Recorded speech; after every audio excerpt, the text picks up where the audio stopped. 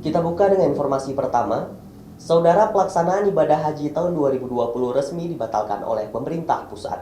Kepala Bidang Penyelenggaraan Haji dan Umroh Kanwil Kemenak Aceh Selasa sedang menunggu putusan salinan untuk disampaikan kepada calon jemaah haji embarkasi Aceh atas keputusan pembatalan tersebut. Selain menunggu salinan putusan untuk disampaikan kepada calon jemaah haji embarkasi Aceh, Bidang Penyelenggaraan Haji dan Umroh juga akan membahas proses pengembalian dana jemaah yang telah melunasi biaya perjalanan ibadah haji tahun 2020.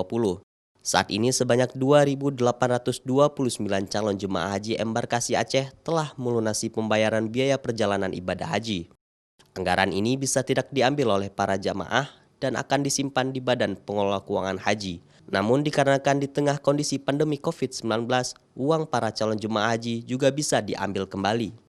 Nantinya jemaah calon haji tahun 2020 yang gagal berangkat pada tahun ini akan diutamakan untuk berangkat di tahun depan jika kondisi sudah memungkinkan.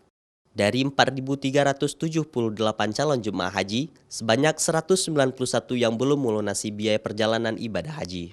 Haji tahun ini tidak diberangkatkan jemaah untuk kita.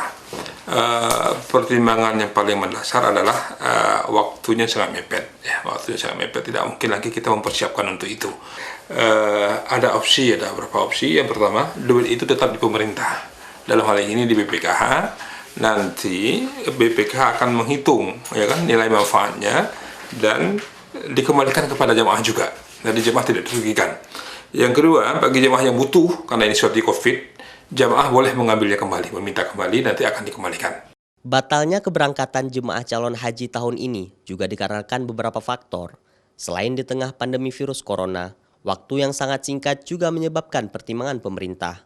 Selain itu, masa tunggu keberangkatan haji hingga saat ini mencapai 29 tahun. Syahril, Kompas TV, Banda Aceh.